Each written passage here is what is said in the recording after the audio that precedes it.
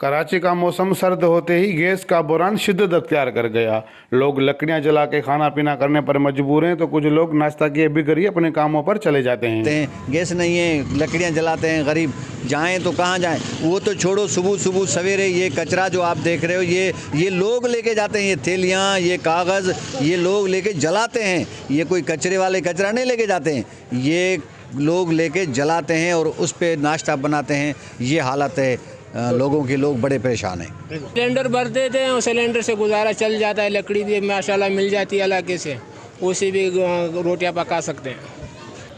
Mayor Karachi भी उनका हैसियत रखता है, वज़ीर आला भी हैसियत रखता है, लेकिन मैं समझता हूँ उनको इस हवाले से इलाके के गैस से कोई दिलचस्पी नहीं है। कराची की अवाम ने सिंध हुकूमत से मुतालबा करते हुए कहा कि हमारे बच्चे नाश्ता किए बगैर स्कूल चले जाते हैं, हमारा गैस का मसला हल किया जाए और हमें जल्द से जल्द गैस फराहम की जाए। कैमरा टीम के साथ अली बख्श बलोच, वशी न्यूज़, कराची।